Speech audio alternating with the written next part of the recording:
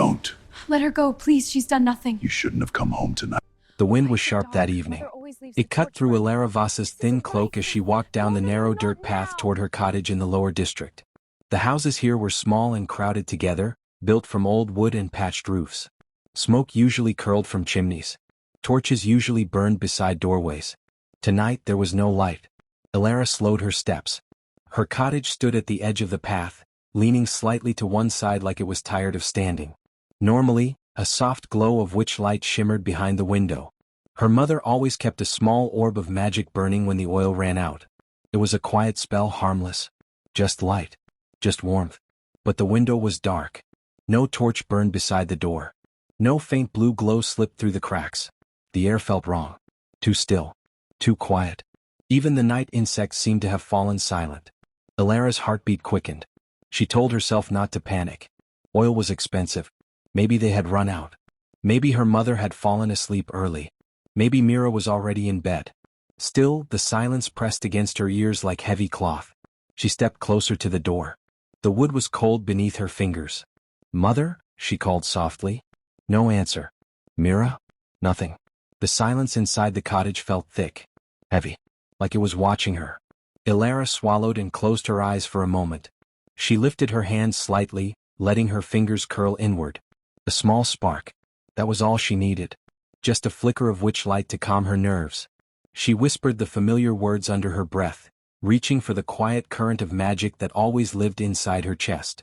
But instead of warmth, she felt resistance. Like the air itself pushed back. Her breath caught. She tried again, focusing harder. Calling gently. Nothing. Not even a shimmer. Cold dread slid down her spine.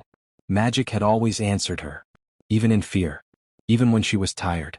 It had always been there. Now it felt like the land itself was holding its breath. Elara pushed the door open slowly. The hinges creaked loudly in the stillness. Inside, darkness swallowed the room. The small wooden table near the hearth was barely visible. The chairs were still in place. Nothing looked broken. Nothing looked disturbed. And yet something was very wrong. She stepped inside. The floorboards groaned beneath her boots. "Mother?" she whispered again. Don't. A faint sound Let her reached go, her please. ears. She's done nothing. Not a You shouldn't have voice. come home A tonight. muffled struggle. Her stomach dropped. Elara moved toward the back room, her steps slow, heart pounding so hard she could hear it echo in her head. The door to her mother's room was slightly open. She pushed it wider. And then she saw her. Lydia Voss was bound to a wooden chair in the corner of the room. Thick rope cut into her wrists. Cloth was tied tightly over her mouth. Her silver-streaked hair fell messily around her face. Her eyes were wide with terror. "Elara?" Lydia tried to speak, but the gag swallowed her voice. "Mother." Elara rushed forward. But she did not reach her. A hand like iron clamped down on her shoulder from behind. Elara gasped as she was yanked backward, her body colliding with something solid and warm. A low growl vibrated near her ear. "If you move," a deep voice whispered, "she dies." The voice was not human. It carried a rough edge. A wildness. Elara froze. Her mother made a desperate sound behind the gag. The air in the room shifted. Heavy footsteps echoed behind her. Another figure stepped into the doorway. He was tall. Broader than any man she had ever seen. His presence filled the space like a storm cloud. Firelight from the hearth flickered across his face. Golden eyes glowed in the dimness. Predator's eyes. Kale Ragnarsson. Elara had heard the name before. Everyone had. Brother to the Alpha. Commander of the wolves in this region. His expression was calm. Almost bored. Behind him, another wolf warrior dragged Mira into the room. Elara's sister struggled against the grip holding her arms. Her long braid had come loose. Tears streaked down her cheeks. "Mira!" Elara cried, but the hand on her shoulder tightened painfully. "Enough," Kale said quietly. His voice was smooth, controlled. "Dangerous." The warrior behind Elara released her just enough to push her forward. She stumbled to her knees in the center of the room. Kale stepped closer. Up close he was even more terrifying. His frame blocked the firelight. His golden eyes studied her like she was something small and fragile. "You know who we are," he said. Elara forced herself to lift her chin. "The wolves." A faint smile touched his lips. It did not reach his eyes. "The pack controls these lands," Kale continued. "Every forest. Every river. Every village." His gaze sharpened. "And witches are forbidden." Elara's breath trembled. We have done nothing, she said quickly. We only use small magic. Light. Healing. Nothing harmful. Kale crouched in front of her. You use magic, he said simply. That is enough. Behind her, Mira whimpered. Lydia struggled weakly against her bonds. Ilara's eyes darted between them. What do you want? She asked. Kale stood slowly. You, he replied. The word felt like a blade. You will come with us, he continued. You will do exactly as you are told. And if I refuse? Ilara whispered. Kale's golden eyes turned toward Lydia. The wolf warrior behind her mother tightened his grip. Rope strained. Lydia cried out through the gag. Mira sobbed openly now. Kale looked back at Ilara. If you refuse, he said calmly, they die. The words fell into the room like stones. No shouting. No rage. Just certainty. Ilara's heart felt like it was splitting open. She tried to reach for magic again even in her panic. Nothing answered. The air felt locked. Still. The wolves had done something. Some barrier. Some spell or territory mark that smothered her power. She was helpless. Please, she whispered. Kale tilted his head slightly. You will obey, he said. And they will live. Pause. For now. Ilara closed her eyes. She had no choice. When she opened them again, the fear was still there. But so was something else. Resolve. I will go, she said. Kale nodded once. The ropes around Lydia were not removed. Mira was not released. Instead, the wolves began to move. Two warriors grabbed Ilara by the arms and pulled her to her feet. Mother, she cried as they dragged her toward the door. Lydia shook her head violently, tears spilling down her cheeks. Mira reached for her sister, but a wolf forced her back. Ilara's feet scraped against the wooden floor as she was pulled outside. The night air hit her face like ice. Torches flickered now beyond the cottage. Wolves stood waiting in the shadows. Large shapes moved between trees. The forest beyond the lower district loomed dark and endless. Kale stepped past her and toward the waiting horses. Take her, he ordered. The grip on her arms tightened. Ilara looked back once at her small cottage. At the dark doorway. At the life she was being torn from. Then the wolves dragged her forward. Into the forest. And the house without light disappeared behind her. Ilara did not know how long they traveled. Time became a blur of cold wind, hard ground, and the steady rhythm of hooves. Her hands were tied in front of her with rough rope that scratched her skin. A thick cloak was thrown over her shoulders, not out of kindness, but because they did not want her freezing to death before they were done with her.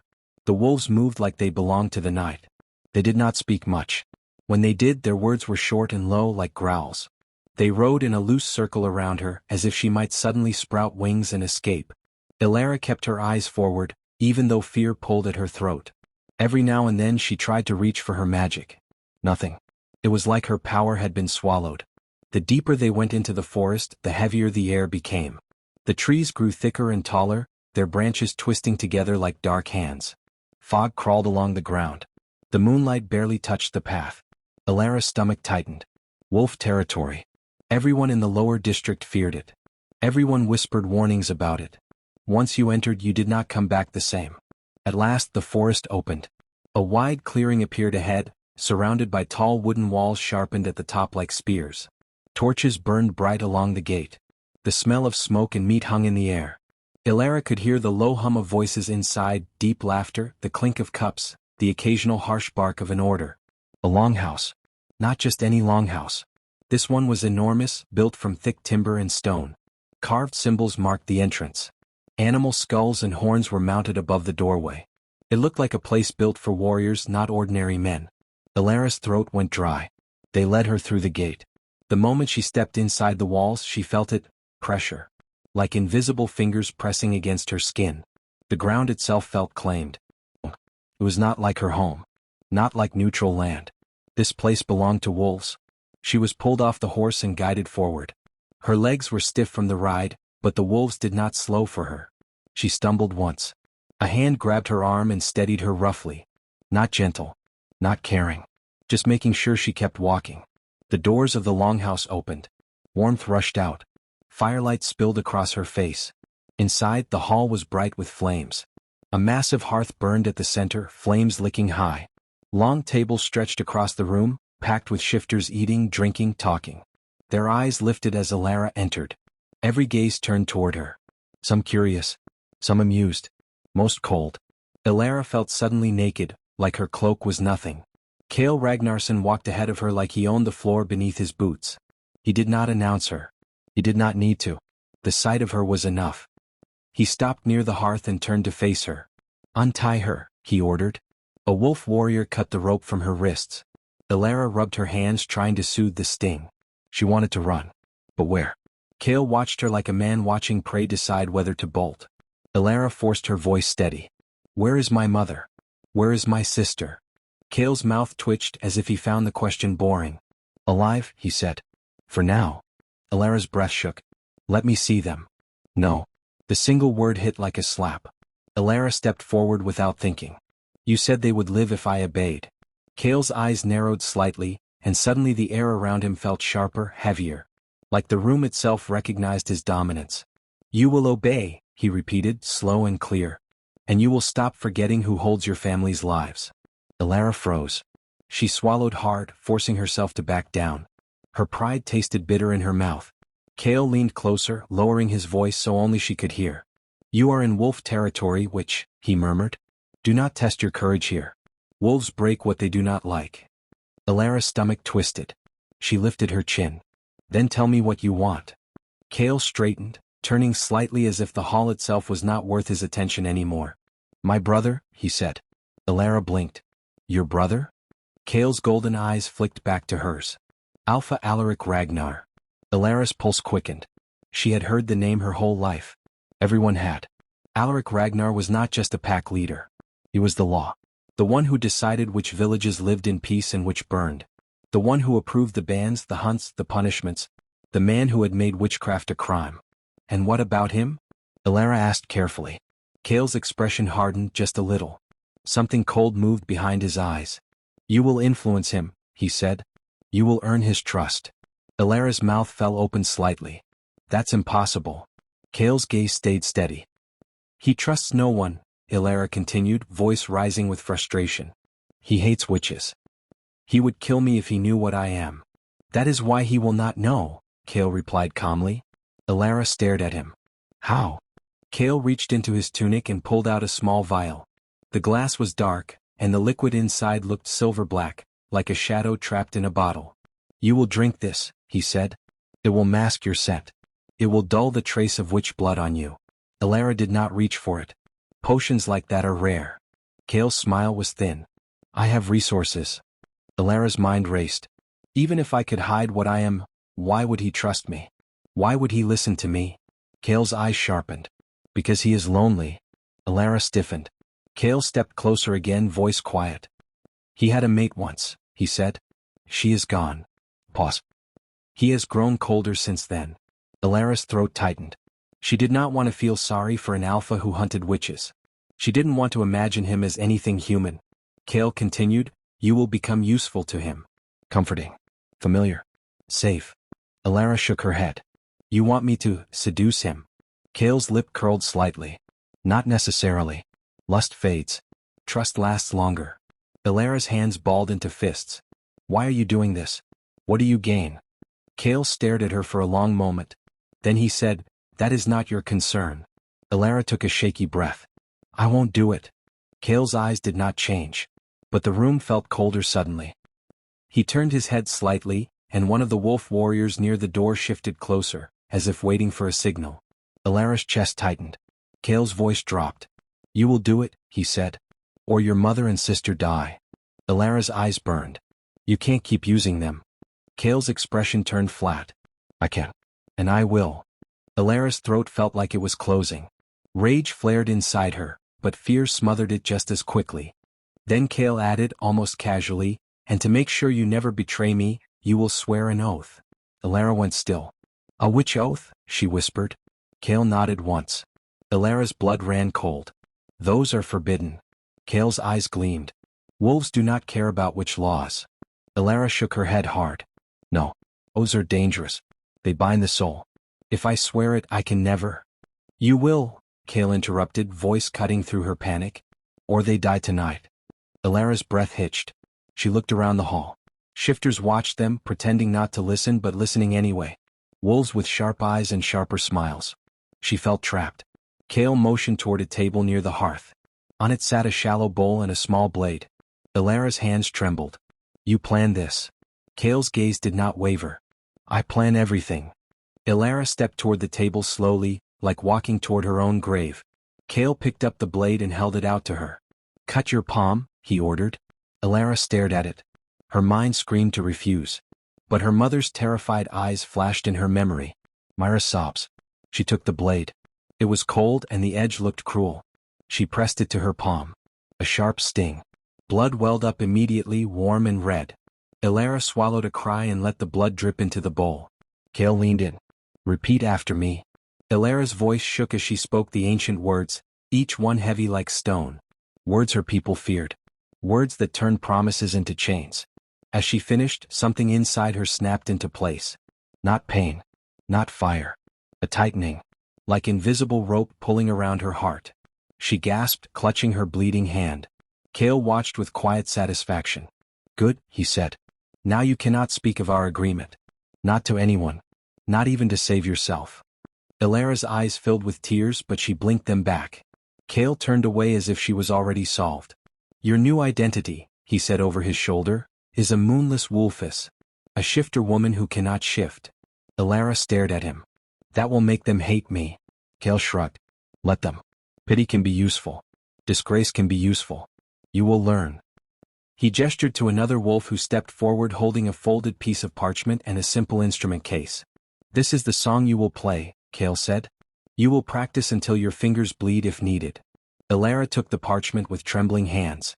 Strange symbols marked it, but the pattern of music was clear enough. At the 9th bell, Kale added, eyes narrowing. Not before. Not after. Ilara forced her voice out. Why the 9th bell? Kale's gaze turned distant for a moment. Because that is when my brother listens. A wolf woman led Ilara away from the hall, down a corridor and into a small room at the back of the longhouse. It was plain. A bed of furs. A table. A single torch. And in the corner the instrument waiting. Ilara sat down slowly, her injured palm throbbing. Her throat still felt tight from the oath's grip. She stared at the song. A trap written in notes. A cage made of music. Outside the room she heard wolves laughing. Inside she lifted her fingers to the strings and began to play. Softly at first. Then again. And again. Until the melody filled the small room and her fear became a steady, quiet rhythm. Alone. Practicing. Because her family's lives depended on it. The mead hall roared with noise. Wooden beams shook with laughter, shouting, and the pounding of boots against the floor. Smoke curled thickly beneath the roof, mixing with the scent of ale, sweat, and burning firewood. Torches lined the walls, their flames throwing wild shadows across carved pillars and animal pelts. In the center of the hall, a circle had formed. 2 men stood inside it. One of them was Soren Ragnar. He did not wear armor tonight. Only a dark leather tunic and heavy boots. A black wolf fur cloak hung loosely from his shoulders, pushed back enough to reveal the broad strength of his build. His long jet-black hair fell past his shoulders, slightly windswept even indoors as if the storm outside obeyed him. His steel-gray eyes were calm. Too calm. Across from him stood another warrior, red-faced, breathing hard, fists clenched. He was strong. Bigger than most men in the hall. But he was not Soren. You think you deserve to lead us? The warrior snarled, circling slowly. You think blood alone makes you worthy? The crowd murmured. Soren tilted his head slightly. A faint smirk touched his mouth. I don't think, he replied lazily. I know. The warrior lunged. His fist swung fast, aiming for Soren's jaw. The punch landed. A dull crack echoed through the hall. Gasps followed. Soren's head turned slightly with the impact. A thin line of blood appeared at the corner of his mouth. He wiped it away with his thumb. Then he looked back at his opponent. Still calm. The warrior roared and attacked again. Another punch. Then another. Each one heavy, brutal. Soren did not move at first. He absorbed the blows like stone absorbing rain. You are weak, the warrior shouted. You hide behind your name. The next punch came harder. Soren caught it. His hand snapped up and gripped the man's wrist mid-swing. The hall fell silent. Soren's fingers tightened slowly. The warrior's face twisted as he tried to pull away. He could not. Steel-gray eyes met furious brown ones. Are you done? Soren asked quietly. Then he twisted. There was a sharp cry as the warrior lost balance. Soren stepped forward and slammed him into the wooden floor. The impact shook the hall. Before the man could recover, Soren drove his fist into his ribs. Once, twice. The sound of bone cracking carried through the room. The warrior coughed, breath leaving him in a harsh gasp. Soren stood over him, not even breathing hard. "Anyone else?" he asked lightly. No one moved. The circle slowly widened as some men stepped back. The fallen warrior groaned but did not rise. Soren looked down at him for a long moment. Not angry. Not excited. Just unimpressed. He stepped away. The crowd began to murmur again, louder now. Some impressed. Some uneasy. "You fight well," someone muttered. "Fighting is not leading," another voice replied. Soren ignored them. He walked to one of the long tables and grabbed a heavy mug of mead. He drank deeply, tilting his head back. The firelight caught the sharp lines of his jaw and cheekbones. His long hair fell over one shoulder as he swallowed. A man approached him carefully. Torvald. Older. Broader. One of the Alpha's most trusted guards. Soren did not look at him immediately. "If you came to scold me," Soren said, lowering the mug, "choose your words wisely."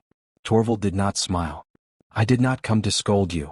Soren raised an eyebrow but continued drinking. Torvald leaned slightly closer, lowering his voice. "The Alpha has taken interest in a woman." The words seemed small. But they did not feel small. Soren's hand paused halfway to his mouth. He lowered the mug slowly. "And," he said. "There are rumors," Torvald continued carefully. "Some believe he may take her as mate." Laughter burst from Soren's throat. "Marriage?" he scoffed. "Now?" Torvald did not respond. Soren shook his head, stepping away from the table. He grabbed another mug and refilled his first one. "The old wolf grows sentimental," he muttered. "That is his business." "He has been spending much of his time in her company," Torvald added. Soren took a long drink. "And you thought I would care?" he asked, wiping his mouth with the back of his hand. Torvald's gaze remained steady. "If the Alpha produces another heir." The words hung between them. Soren's jaw tightened for a brief second. Only a second. Then he shrugged. "Let him," he said casually. "Perhaps the pack will prefer a babe in swaddling cloth." A few nearby warriors chuckled nervously. Torvald did not laugh. "You are his only son," he said. "For now," Soren replied. Torvald studied him carefully. "The men speak. They question." Soren's eyes darkened slightly. "They have always questioned," he said. "Some say the Alpha is ashamed." Silence fell between them. The noise of the hall seemed distant for a moment. Soren turned slowly to face Torvald fully. Steel-gray eyes sharpened. "Ashamed?" he repeated softly. Torvald did not back down. "They say he does not trust you with the future of the pack." Soren stared at him. Then he laughed again. Loud. "Sure. Trust?" he said. "He trusted me enough to send me away at 6 winters old. Trusted me enough to let wolves twice my size break my bones so I would learn to stand." His tone did not rise. It did not crack. It remained calm. That was what made it unsettling. "He wanted strength," Soren continued. "He got it." Torvald's brow furrowed slightly. "Strength is not the same as leadership." Soren stepped closer. The height difference between them was slight, but Soren's presence felt heavier. "Then perhaps he should have taught me differently," he said quietly. Torvald held his gaze for a moment longer before lowering his eyes. "I have delivered the message," he said. "What you do with it is your choice." He turned and walked away. Soren stood still for a few heartbeats. Around him, the hall returned to its loud energy. Men laughed. Ale spilled. Someone dragged the injured warrior out of the center. Soren lifted his mug again. He drank until it was empty. Then he refilled it. He did not look troubled. He did not look jealous. He looked bored. But beneath the calm surface, something stirred. A slow tightening in his chest. His father taking interest in a woman. Rumors of marriage. Another heir. Another chance to prove that Soren was not enough. He clenched his jaw slightly. Just slightly. Then he threw his head back and laughed with the men beside him. "More mead," he shouted. The hall cheered. He drank again. And again. Laughing. Mocking. Acting as though none of it mattered. But later, when the noise blurred and the fire burned lower, Soren found himself staring into the flames. Unfocused. Thinking. His steel-gray eyes reflected firelight like cold metal. If his father believed him unworthy, if the pack doubted him, if another heir truly threatened his place, then the game had already begun. And Soren Ragnar had never enjoyed losing. The great hall of the fortress was larger than anything Alara had ever seen. Massive timber pillars rose toward the high-beamed ceiling, carved with wolves, ravens, and twisting roots. Shields lined the walls. Animal pelts hung beside long iron sconces where firelight burned bright and steady. The air smelled of smoke, leather, and roasted meat. It was not a place meant for softness. It was a place meant for power. Elara stood near the entrance for a moment before being guided forward. Her simple dress felt small in a room like this. She could feel eyes following her again. Wolves at the long tables, warriors leaning back in their seats, women whispering to one another behind raised cups. She kept her gaze lowered. That was what Kale had instructed. Fragile, small, unthreatening. At the center of the hall stood a raised platform near the great hearth. A finely crafted harp rested there, its polished wood glowing in the firelight. The strings shimmered faintly. Elara's hands felt cold. "Remember?" Kale's voice murmured near her ear before stepping away. "You were rescued from rogue wolves. You remember little. You fear much. You owe the Alpha your safety." Elara did not look at him. "And above all," Kale continued softly, "never appear powerful." He moved away before she could respond. Elara drew in a slow breath and climbed the short steps to the platform. Her legs felt unsteady, but she forced herself to move carefully. At first she did not see him. Then she felt him. A presence from above. She lifted her gaze slightly. On the upper level, near the carved railing that overlooked the hall, stood Alaric Ragnar, the Alpha. He was taller than she expected. Broad shoulders wrapped in dark fur. His long hair, streaked faintly with silver, fell neatly over one shoulder. Firelight touched the sharp lines of his face, but moonlight from the high windows outlined him in pale silver. His expression was hard, controlled, unmoved. His eyes were fixed on her. Elara's stomach tightened. This was the man who ruled these lands. The one who decided which villages thrived and which starved. The one who signed orders that ended lives. She looked away quickly, lowering her gaze to the harp. Her fingers hovered over the strings. The hall had grown quiet. The ninth bell echoed faintly from somewhere outside. It was time. Elara began to play. The first notes were soft, almost fragile. They drifted through the hall like smoke. Gentle, slow. The melody was not joyful. It carried something deeper. Something that felt like loss. Like memory. She did not think about the wolves watching her. She did not think about Kale's warning. She thought about her mother. About Mira. About the small cottage with no light. Her fingers moved steadily now, the rhythm building. The melody deepened, rising and falling like breath. The fire crackled in the hearth. No one spoke. The notes climbed higher, weaving together like threads in a tapestry. Elara let the music carry her. Let it hide her fear. Let it hide the tightness in her chest. She dared to glance upward once. Alaric had not moved. But something had changed. His jaw, once clenched, had loosened slightly. The harsh lines around his eyes had softened. He was not looking at her. He was looking through her. As if the music had opened something behind his gaze. Elara lowered her eyes again and continued playing. The melody shifted, becoming warmer. Almost hopeful. Like sunlight after long winter. Her hands trembled slightly, but she did not let the notes falter. The room felt different now.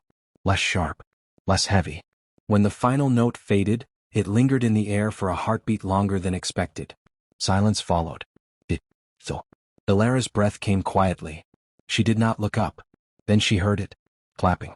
Slow at first. Measured. She lifted her eyes. Alaric stood above, his hands coming together once more in deliberate applause. The hall followed hesitantly. A few warriors joined in. Then more. But it was the Alpha's reaction that mattered. He stepped closer to the railing. "You play well," he said, his voice carrying easily through the hall. It was not loud. It did not need to be. Elara bowed her head slightly. "Thank you, my lord," she said softly. Her voice was quiet, almost shy. Alaric studied her for a moment longer. "Who taught you?" he asked. Elara swallowed carefully. "I do not remember," she replied, letting her tone waver slightly. Much was lost. She allowed her hands to grip the harp lightly, as if she needed its support. A murmur passed through the hall. Rescued from rogue wolves. Memory damaged. Fragile. Alaric's eyes narrowed slightly, not in suspicion but in thought. "You will play again," he said. It was not a question. Elara nodded. "Yes, my lord." He watched her for another moment before turning away from the railing. The tension in the hall eased slowly. Conversations resumed, quieter than before. Elara stepped down from the platform carefully. Kale approached her as soon as she reached the floor. Well done, he said quietly, his face neutral. Elara did not answer. He listened, Cale added. Did you see? She nodded once. Cale leaned closer. He has not listened like that in years. Elara kept her expression soft. I only played, she said. Cale's gaze sharpened slightly. And you will continue to do so. He gestured to one of the attendants. She will move to the fortress chambers, he ordered. Elara's heart skipped. Here? She asked before she could stop herself. Cale's look warned her to remember her place. Yes, he said. The Alpha wishes it. The word sent a ripple through her chest. Moved closer. Closer to power. Closer to danger. 2 wolf women led her from the hall and down a corridor lined with torches. The stone beneath her feet felt colder than the wooden floors of the longhouse. The air inside the fortress was thick and quiet. They opened a door to a chamber larger than the one she had been given before. A narrow bed stood against one wall. A small window looked out toward the forest. A harp, similar to the one in the hall, rested in the corner. She stepped inside slowly. This will be your room, one of the women said. Elara nodded. The door closed behind her. She stood alone. Her reflection flickered faintly in the polished surface of the harp. Fragile. Rescued.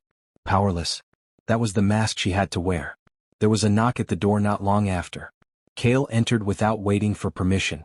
You must remember your story, he said calmly. You were attacked by rogue wolves. You were found wandering. You recall little. Elara lowered her eyes. Yes. You are grateful, he continued. You are fearful. You depend on the Alpha's protection. She forced her voice to stay small. I understand. Cale studied her closely. You are not to display strength, he added. No sharp tongue. No defiance. Wolves do not trust power they do not understand. Elara nodded again. When Cale left, she sat down slowly near the harp. Her fingers hovered over the strings. Her palms still bore the faint mark from the blood oath. She plucked a single note. It echoed softly in the chamber. Then another. And another.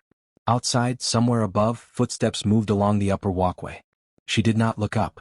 But she knew. He was there again. Listening. And this time when she played she felt it clearly. Alaric Ragnar was no longer merely curious. He was attached. The final note faded gently into the quiet chamber. From somewhere above, unseen but unmistakable, came the sound of measured applause once more. Morning light filtered through the tall windows of the great hall, pale and cold against the stone walls. The fires burned lower than they had the night before, but the hearth still gave warmth to the long tables arranged beneath the carved pillars. Breakfast in the fortress was quieter than the evening feasts. Warriors spoke in low tones. Servants moved carefully between benches, setting down bread, smoked meat and cups of watered ale. The air smelled of ash and roasted grain. Elara sat near the far end of the main table. Her posture was straight but modest. Her hands rested neatly in her lap. She kept her gaze lowered as Cale had instructed. Fragile. Grateful. Small. Across from her, Cale Ragnarsson watched everything. He did not eat much. He did not speak much. But his golden eyes missed nothing. Elara could feel his gaze touch her every few moments, measuring her performance. At the head of the table sat Alaric Ragnar. The Alpha's presence commanded the hall even in silence. He wore dark leather and fur, his long hair pulled back loosely. The lines of his face were sharp in the morning light, but there was something quieter in his expression than the night before. He looked rested. Almost thoughtful. Elara, he said suddenly. Her head lifted slightly. Yes, my lord? You slept well? His tone was not harsh. It was almost concerned. Yes, she replied softly. Thank you for your kindness. A murmur passed through the nearby benches. Cale's eyes flickered briefly toward Alaric, then back to her. Before the Alpha could speak again, the heavy doors of the hall swung open. Boots struck stone. Soren Ragnar entered without ceremony. He wore a dark tunic beneath his wolf fur cloak. His long black hair fell freely over his shoulders, slightly wind-touched. Steel-gray eyes swept across the hall quickly before settling on the head table. The room shifted subtly. Some warriors straightened. Some avoided his gaze. He walked forward with the confidence of someone who feared nothing within these walls. Father, Soren said as he approached. Alaric's expression did not change. You rise late. Soren shrugged, pulling out a bench and sitting without waiting for permission. I was occupied. His eyes flicked toward Elara for a brief moment before returning to Alaric. I hear you have taken interest in someone, Soren continued casually. The hall quieted. Kale leaned back slightly, watching. Alaric's jaw tightened faintly. Rumors travel fast, he said. Not fast enough, Soren replied. Some speak of marriage. The word hung in the air. Elara felt her pulse jump. Marriage. She kept her face carefully composed, but her fingers tightened in her lap. Alaric's gaze hardened. I have not spoken of marriage, he said firmly. Soren leaned back, crossing his arms. So it is false? Yes. A faint ripple of relief moved through the hall. Soren tilted his head slightly. Then what is she? The directness of the question made several warriors shift uncomfortably. Elara's throat felt dry. Alaric did not hesitate. She is under my protection, he said. Soren's eyes sharpened. Protection invites attachment. Alaric's gaze locked onto his son's. And attachment is my choice. The tension between them was thick. Soren gave a short, humorless laugh. Strange timing, he said. To grow sentimental now. Kale's fingers tapped lightly against his cup, but he said nothing. Alaric's voice remained calm. You question my decisions? Soren did not look away. I question sudden ones. A long silence followed. Then Alaric stood. The movement alone commanded attention. I will make this clear, he said, his voice carrying easily through the hall. There will be no marriage. Whispers died immediately. Elara allowed herself a small, controlled breath. But, Alaric continued, Elara Voss will remain under my guardianship. Soren's eyes narrowed slightly. Guardianship? He repeated. Alaric looked directly at Elara for a brief moment before turning back to his son. I will adopt her as my ward, he said. The hall froze. Several cups paused midair. Even Kale's expression shifted almost imperceptibly.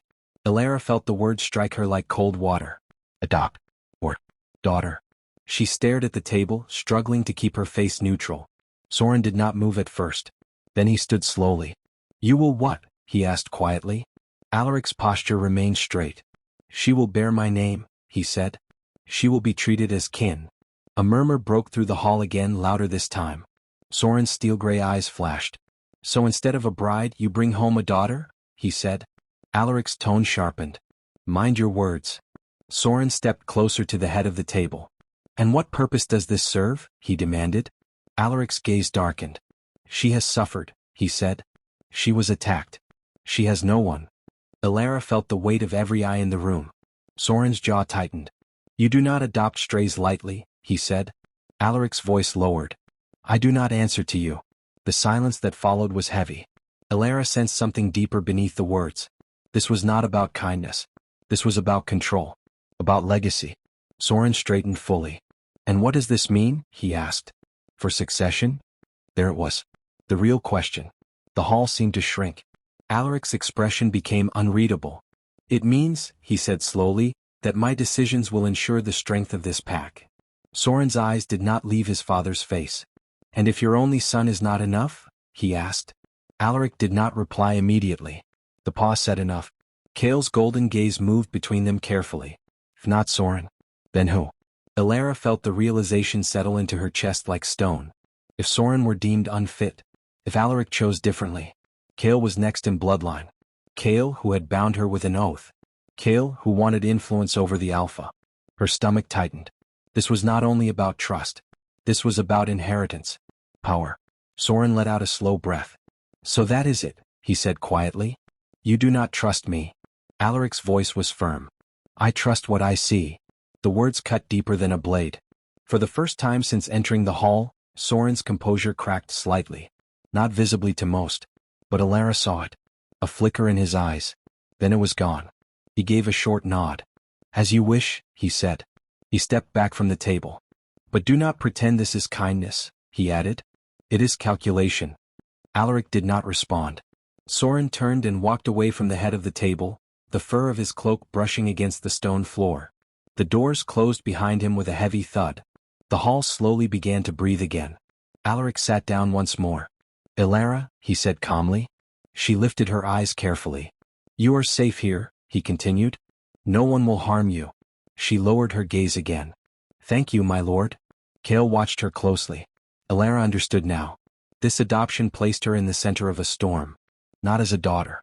Not truly. But as a piece on a board. Soren failed. If Alaric lost faith, Kale stood to gain. And she was the thread tying them all together. Elara kept her face soft, her posture small. But inside, her thoughts sharpened. This was no longer just survival. This was politics. And she was standing at its heart. Night in the fortress was quieter than the day, but it was never silent. The wind brushed against stone walls. Torches flickered along the corridors. Somewhere in the distance, wolves laughed softly over late cups of mead. Boots echoed now and then against the floor. Inside her chamber, Elara sat near the window. Moonlight slipped through the narrow opening, painting pale silver across the floor and the harp resting in the corner. Her fingers rested lightly in her lap. She had finished practicing hours ago, yet the melody still played in her mind. Adopted. Or daughter. The words felt strange against her thoughts. She did not trust the comfort they offered. There was a knock at her door. Not loud. Not polite. Just firm. Before she could respond, the door opened. Soren Ragnar stepped inside. He did not wait for permission. The torchlight from the corridor followed him for a moment before the door shut behind him, leaving only moonlight and a single flame near her bed. Elara rose slowly. "My lord," she said softly. His steel-gray eyes studied her carefully. He did not speak at first. Up close he was even more striking. Tall and broad-shouldered, his long black hair falling past his shoulders. The black wolf fur draped over him like shadow. His presence filled the small chamber easily. "You play well," he said at last. His tone was casual. But his eyes were not.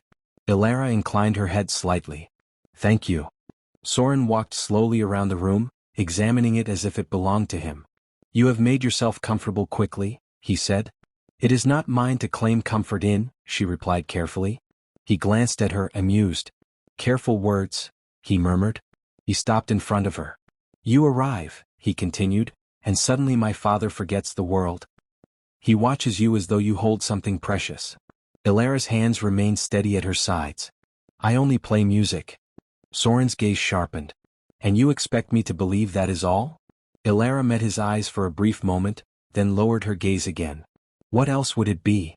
He stepped closer. Close enough that she could feel the warmth of his body.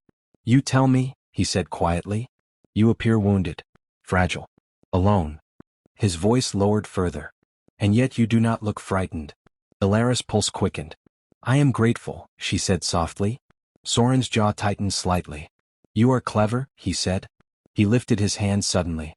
Elara's breath caught as his fingers brushed lightly against her chin, lifting it. The touch was not rough. But it was deliberate. He tilted her face upward so she had no choice but to look at him. His steel-gray eyes searched hers. "Do you know what it looks like," he asked quietly, "when someone pretends?" Elara forced herself not to pull away. "I do not pretend," she said. A faint smirk touched his lips. "Everyone pretends," he replied. He stepped closer still. The space between them disappeared. Elara could hear her own heartbeat. Soren's eyes flicked briefly to her neck. Then he lifted his wrist. Before she could understand what he meant to do, he pressed the inside of his wrist firmly against the side of her throat. His skin was warm. Elara remained still until Alaric left the platform once more. When she rose to leave, she felt Soren's gaze on her back. Later that afternoon, the fortress wagon rolled along the forest path. Elara sat inside, hands folded neatly in her lap. She had been sent to gather small personal items from the lower district under guard. A simple task. A show of trust. The wagon slowed. The door opened. Soren climbed inside. The guard outside stepped back without question. The wagon began moving again. They were alone. Soren leaned back against the wooden wall, watching her. "You cry well," he said calmly. Elara did not look at him. "I was frightened." "You were brilliant," he corrected. She turned her head slowly. "Brilliant?" she echoed softly. "You nearly convinced me." "Nearly?" He tilted his head. "That smile," he said. "You should hide it better." Elara's lips curved faintly. "And what smile was that?" "The one that said you won." She studied him quietly. "Did I?" Soren leaned closer. "You turned my father against me without lifting a blade." "I did no such thing," she replied smoothly. "You marked me." He gave a short breath of laughter. "And you used it." "Perhaps," she admitted. The wagon hit a bump in the road. They shifted closer without meaning to. The space between them narrowed. Soren's gaze dropped briefly to her mouth. "You call him father now," he said quietly. "He calls me child. That is not the same." She tilted her head slightly. No. His voice lowered. You know what you are doing. Elara held his gaze steadily. And you know what you are doing. The air inside the wagon felt warmer suddenly. Closer. Soren lifted his hand slowly. Not forceful. Not claiming. His fingers brushed lightly against her jaw. She did not pull away. His thumb traced the line of her cheek. You are dangerous, he murmured. And you are reckless, she replied. He leaned in slightly. Close enough that she felt his breath against her lips. For a moment, neither moved. The world outside the wagon faded. He angled his head. She could have let him. Instead, she lifted her hand calmly and pressed it lightly against his chest. Careful, she said softly. His eyes darkened. We would not want to disappoint father. The word struck sharply. Soren's expression shifted. Amusement flickered. Father, he repeated quietly. Elara lowered her hand. You seem troubled by it. I am not troubled, he said. She raised an eyebrow slightly. No. He leaned back slowly, studying her as though seeing her clearly for the first time. You play weak, he said. But you are not. And you play careless, she replied. But you are not. Silence settled between them. Not tense. Charged. The wagon slowed as it approached the lower district. Soren reached for the door handle. Before opening it, he paused. You are not what you pretend to be, he said. Elara met his gaze calmly. Neither are you. For the first time since entering the wagon, Soren smiled fully. Not mocking. Not cruel. Interested. He stepped down and offered her his hand to exit. She took it lightly. As her feet touched the ground, she realized something important. He no longer looked at her with suspicion. He looked at her with curiosity. And curiosity, she knew, was far more dangerous. The game had changed. And Soren Ragnar had finally begun to see her. The night was colder than usual. Wind pressed against the fortress walls, and the torches along the corridors flickered with uneasy light. Elara stood by the harp in the smaller music chamber adjoining the great hall. The 9th bell had already passed. The hall was quiet now, most of the warriors gone to their quarters. Only one set of footsteps approached. Slow. Measured. Alaric Ragnar entered without announcement. He dismissed the guard outside with a single gesture. The door closed behind him, leaving only firelight and moonlight between them. Elara lowered her gaze respectfully. My lord. Alaric did not answer at once. He stood near the hearth, staring into the flames as though searching for something in them. You play that song as though you understand it, he said finally. Elara chose her words carefully. It feels like longing. He glanced at her briefly. Yes, he said. It does. Silence stretched between them. Then he did something unexpected. He sat down. Not at the head of a table. Not above her on a balcony. He sat across from her like an ordinary man. Elara, he said, his voice quieter than usual, do you know what it means to lead? She hesitated. I have never led anyone. That is often when answers are honest, he replied. She thought for a moment. It means others trust your strength, she said, and fear your weakness. A faint shadow of a smile touched his face. Strength, he repeated. Yes. His gaze hardened slightly. My son has strength, he said. But strength alone does not make an alpha. Elara felt her chest tighten. He was confiding in her. You doubt him, she said softly. Alaric's jaw flexed. I doubt his restraint, he corrected. His judgment. His patience. She kept her expression gentle. He is young. He is not, Alaric replied. He is a man grown. The fire crackled between them. He fights well, Alaric continued. He commands fear. But fear is not loyalty. Elara listened carefully. Do you believe he will never be ready? She asked. Alaric's silence lasted long enough to answer the question. I have given him time, he said at last. More than I should have. The words carried weight. Weight of disappointment. Weight of expectation. Elara lowered her gaze. And if he is not ready, she asked slowly, what happens to the pack? Alaric's eyes lifted to hers. If a leader is weak, the pack fractures, he said. Wolves challenge. Blood spills. She nodded faintly. And if there is another? She asked. Alaric's gaze darkened slightly. My brother, he said. Kale is steady. Calculating. He understands order. Elara's pulse quickened. He was saying it plainly. If Soren cannot lead, Alaric continued, then Kale may have to. The word struck like a hammer. Elara kept her face calm. Inside, her thoughts sharpened. Kale. Of course. Soren failed. If Alaric lost faith, Kale stood next in bloodline. Kale, who had bound her with blood magic. Kale, who had forced her into this fortress. Kale, who needed influence over the Alpha. A slow understanding unfolded. This was not only about trust, not only about music, not only about attachment. If Soren fell from favor, Kale would rise. Alara's stomach tightened. He had engineered everything. Her arrival, her oath, the positioning. If she gained Alaric's trust, if Soren destabilized himself, Kale would appear the stable alternative.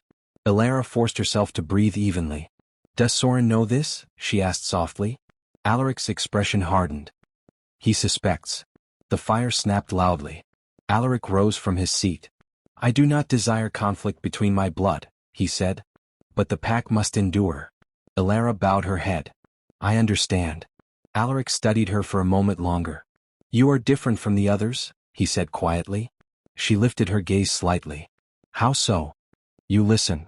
The words settled gently. Trust. He trusted her. Not fully, but enough. When he left the chamber, Alara remained still for a long time. Kale thinks he controls me, she thought. He believes I am a tool. But he underestimates the game he has begun. Footsteps sounded again outside her chamber later that night. Lighter this time. Measured. Soren did not knock. He entered as he pleased. His steel-gray eyes scanned the room immediately. Searching. You spend much time with my father, he said. Alara turned to face him. He requests music. That is not all he requests. His tone was calm, but there was tension beneath it. She tilted her head slightly. What do you think he requests? Soren stepped closer. I think, he said quietly, that you ask careful questions. Alara's pulse quickened. You assume much. I observe much, he corrected. He circled her slowly, not touching her this time. You arrived alone, he continued. No family. No past. No memories beyond what you choose to recall. She kept her breathing steady. You doubt my story. I doubt coincidences. He stopped in front of her. Tell me something true, he said. Alara met his gaze. Something true.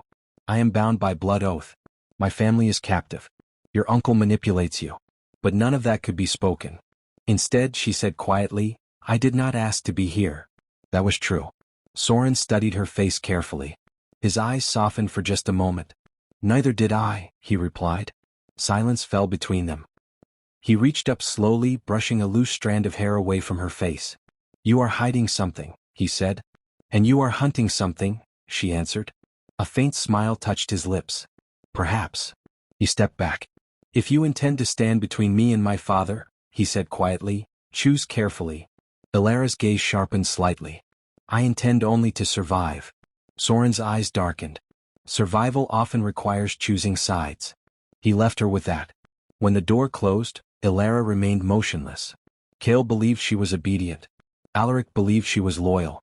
Soren believed she was dangerous. All three were partially correct. But none knew the whole truth. She pressed her palm lightly against her chest. The blood oath still bound her. She could not speak of Kale's plan. Could not reveal the trap tightening around the air. Her mother and sister were still captives. Still leverage. Still chains. If Soren failed, Kale would rise. If Soren learned the truth, he might destroy them all. If Alaric trusted the wrong man, the pack would fracture. Alara closed her eyes briefly. She stood at the center of a struggle older than herself. Power. Bloodline. Legacy. And she was bound to it by magic she could not break. When she opened her eyes again, they were steady. This was no longer just about surviving wolves. It was about deciding which wolf would rule. Kale believed he controlled her. Alaric believed he protected her. Soren both desired and doubted her. And she stood between them all. Careful now, she told herself. Every step must matter. Thanks for watching. Please subscribe for more interesting stories.